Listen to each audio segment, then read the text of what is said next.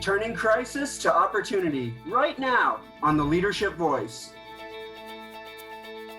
Welcome to the Leadership Voice. I'm your host, Jay Barbuto. Today's show features not-for-profits turning crisis into opportunities. We hope to give you perspective and help you make the most out of difficult or challenging times. Joining us today are Zoot Velasco, Director of the Gianneschi Center for Nonprofits at Mahalo College of Business and Economics at Cal State Fullerton. Zoot has 12 years as a professional artist and 23 years managing cultural centers and has grown nonprofits during crises and recessions. So please welcome Zoot Velasco. Thanks for having me, Jay. It's great to have you on the show. Zoot, could you tell us, I know that you didn't take the most traditional path to directorship of the Gianneschi Center. Could you share how you came into this role? Yeah, Jay, that's an understatement. I was a professional breakdancer turned actor. I studied improv acting at Second City, worked in film and television, toured around the world as a performer. And in 1994, I had been working in state prisons running art programs, and I was offered a job running a state arts program within a prison. And I did that for 6 years until they closed the program down, and then was hired by LA Cultural Affairs Department to run 4 new art centers that were being built in the harbor area, as well as 6 partnered centers in the Valley and elsewhere in Los Angeles. And so I was kind of in charge of these 10 centers and 4 of them being built. Did a big capital campaign for that. That led me to one of my board members asking me to take over the building of a new Boys and Girls Club in the harbor area. And at the same time, my boss had retired. New boss came in with a different vision than what I had. And so I went and I built a Boys and Girls Club, was an interim director for several organizations. And then I ended up at the Muckenthaler Cultural Center in Fullerton in 2007, right before the recession hit. And during the recession, we grew 400% when most arts organizations were being cut by 20% across the country. So people, of course, were asking us how we did that.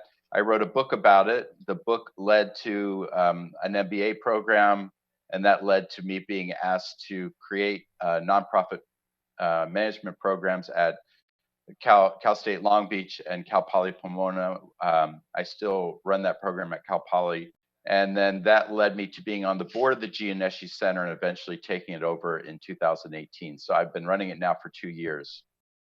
Well, that's terrific. And Cal State Fullerton's lucky to have a person with great experience and wisdom such as yourself. Could you talk a little bit about growth in general and how do nonprofits grow? Sure. I think, one of the biggest misconceptions, and let me back up a little bit. I think most people don't realize that 80% of all funding goes to 20% of organizations, and only 20% of organizations are over $1 million a year annual budget. 65% of organizations are under $200,000 annual budget. And if it was in for-profit terms, we'd be saying that they were failing. So 65% of organizations are just stagnant and small. But if you compare that to the for-profit sector, 75% of for-profit organizations fail within the first 5 years. So we're actually doing a little better than the for-profit sector in those terms. But my goal has been to kind of help those smaller organizations grow and become part of the 15% that are transitioning from small to large. And so we're trying to train people on the proper things to do to have that happen.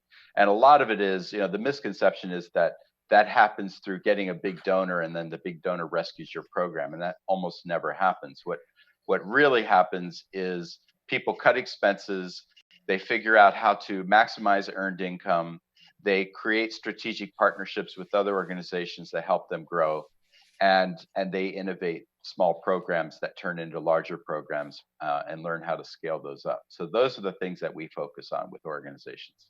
And so we just talked a little bit about how not-for-profits can grow. Could you talk more specifically about how nonprofits can grow during a crisis or during difficult times? Yeah. So one of two things happens to organizations that are small during crisis. If they're large, they generally will limp through a crisis and do fine. Sometimes they may innovate a program and even grow larger. But what small organizations do is one of two things. Either they kind of fold up their tents and go home, or they figure out a way to innovate and reinvent themselves in a crisis. And those are the organizations that do really well. I'm actually working on a research project exactly about that, and organizations that did that during the last recession. But it's really about finding ways to innovate. And there's a lot of small organizations that have projects that they want to do, but their board would not necessarily let them do that under healthy times because they'd be afraid of failure. But in a crisis, when you're already failing, all bets are off and you're allowed to try new things. So it gives you an excuse to innovate in a time when there's nothing at stake. You're allowed to roll the dice. So organizations, I'll give you a couple examples that have done that. There's an organization in Anaheim called Pure Game that is a soccer organization, and they had a real hankering to be able to mix sports with the internet. And because of the crisis now, their board is allowing them to do that. Funders are allowing them to do that.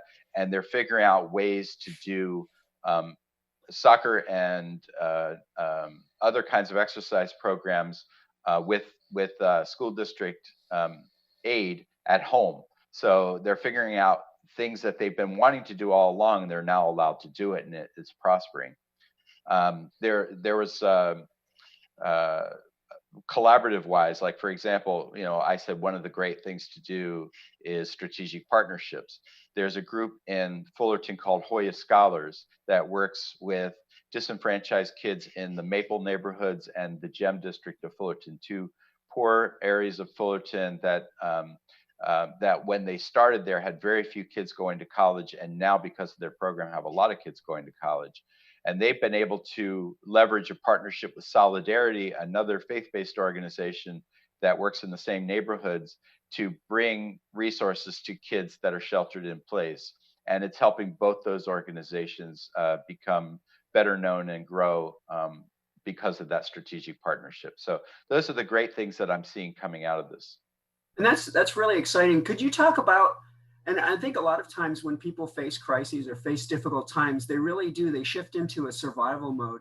Could you talk a little bit about how organizations might start thinking of these moments as true opportunities to create or to be innovative? Yeah, one of my favorite examples is the Muckenthaler Cultural Center that I used to run, and my successor has done an amazing job there. And his name's Farrell Hirsch. And Farrell, when this crisis first hit, he had to cancel their whole season of programs. They have an outdoor theater; they had to cancel that. They have an art gallery; they had to. They have an empty art gallery; nobody can see the art. They have arts programs.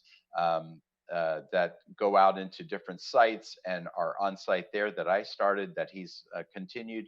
Those programs all had to be shut down. And rather than just kind of withering away like a lot of people would in such a crisis, he did some really innovative things. He decided that he was going to clear out the closets. So they got all their old art supplies and put them into art kits, and told parents who were from their students that they could do a drive-by in the parking lot and pick up these art kits that had been sterilized and take them home and do art projects at home with the kids. And they would provide some, kind of like a recipe, you give people ingredients and a recipe and say, go do your own art. And it was so successful that funders started coming wanting to fund more of it.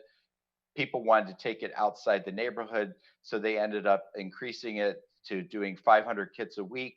Then one of the funders said, can you do this for seniors? So now they're doing it for seniors at senior centers, and their whole business model has shifted.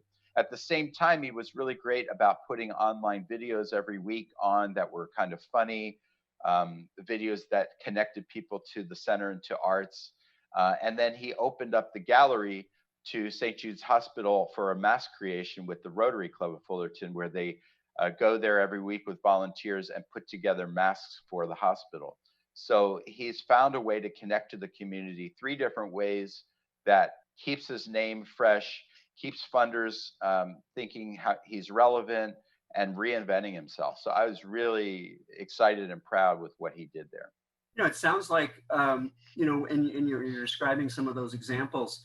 It's the organizations that seem to thrive during these moments are the ones that are able to pivot, and the ones that are able to continue to add value or to meet the needs, the changing needs of those that are facing the situations that are at hand. Yeah, and speaking of pivoting, there's a group. There are two groups that won last year. The Orange County Community Foundation, the largest funder in Orange County, started Innovation Fund, and I was privileged to be a partner on that and help them get it set up and started and be on their committee for that. And I was asked to be the pitch coach for the finalists who had to pitch their kind of Shark Tank style, had to pitch in front of a group of funders, and all three of the people who did the pitch ended up getting funding. One of them was Mariposa Counseling, and they wanted to start an online counseling service. This was last year before COVID happened, and they got it off the ground. And because of that, this year when COVID happened, they were able to transition all of their counseling to online through the shelter-in-place order. And that gave people counseling that wouldn't have got it otherwise. So it was kind of fortuitous. But another one of the people that got an award was TIA. TIA is an organization that works in Orange County with refugees that are here from other countries. And it's founded by a woman who is the daughter of two refugees from Somalia. And she got her master's at UCLA and started this place, TIA, and they do everything from giving out diapers to tutoring for the kids, all kinds of different services. But they wanted to start a food truck service to get their home chefs, women who have great culinary skill from their countries, to be able to roll that out as a catering service, a food truck service. And when this they won the award and they got money to get that started. And when this hit, they were able to transfer that from a food truck service into freezing those meals and giving them to senior centers. So that's what they're doing now. And they're still struggling, but they were able to keep afloat by doing that. And it was really their innovative spirit that kind of gave them a different business model. Now, when they go back, they'll have the food truck, they'll have the takeout, and they'll have these frozen dinners as ways of bringing income. So they're going to be stronger than ever. It's amazing how those organizations that have found ways to innovate and continue to add value are the ones that not only survive those crises or survive the difficult times, but they, like you mentioned, they come out in the long term that much better prepared for whatever might be happening in the future. Yeah, absolutely. I mean, one of the things that I remember from going through the last recession with the Cultural Center is that what we did was we looked for holes that weren't being filled, that had real need that nobody was addressing. And we figured out how we could get our mission to align with addressing these holes. And I do that now at the Gianneschi Center. You know, when I took over the center, we had one program, and that was an annual conference. And we kind of remodeled that conference to address some holes that weren't being filled, turning it more into a TED-style conference, adding a year-long element with lecture series. We just did last month a lecture on COVID. We had 156 people attend the live lecture, and 169 people have now downloaded it since the lecture is over as a podcast or a video. We have it both ways, as we have a podcast as well.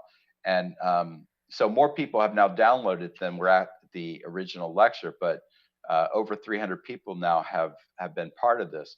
And so it's really exciting to get that information out there. And we've become kind of a hub of information because there was a lull there. So that's how we've kind of reinvented ourselves during the crisis. That's amazing. I want to thank you, Zoot. I want to give us a chance to leave kind of one final pearl of wisdom for our viewers. What advice would you give, Zoot, to a not-for-profit that's going through difficult times or going through a crisis? What should they do to turn things around, to thrive, to survive, to come out even stronger? I'm glad you asked. So I'm doing research on this now. I'm writing a book about this. This will be my third book, is exactly about this subject. And I think there's four things that organizations never really do but should be doing. The first is cutting expenses, figuring out where you can cut expenses, where you can save money. The second is strategic partnerships, working with other organizations to fill those holes that aren't being filled. The third is looking for new sources of earned income. And the fourth is being innovative. And when I say being innovative, I think most people think that means, just throwing things at the wind and being not afraid to fail. But that's not what I mean. What I mean is creating a small pilot program somewhere with a little bit of money that doesn't take a lot of money to try out new ideas and have the ability to fail and see what works and what doesn't work, and then tweak it to the point where it's successful, and then scale it up. And you can do that very fast within a matter of weeks. You can work out the kinks while it's still small, and then figure out how to scale it up. And once you have a modicum of success with that, funders will take notice. People will take notice, because people love something that's the shiny new object. They love seeing what is cool and new and different. And if it's filling a hole, all the better. So I think those are the four things that organizations should be doing during crisis. Thank you, Zoot. I want to thank you for joining me on today's episode of the Leadership Voice. You've provided us some great thoughts and insights for all of our viewers, especially those viewers that are representing the not-for-profit sector. Well, thanks so much for having me, Jay. It's been a pleasure, and I look forward to working with you more in the future. We're neighbors, and we both work out of the same building, and there's a lot of leadership in nonprofits, and I'd love to work with you more. Terrific. Thank you. Well, I think that's all the time we have for today's show. Join us each episode of The Leadership Voice, as we'll help you develop your leadership talent. I'm Jay Barbuto, and we'll see you next time right here on The Leadership Voice.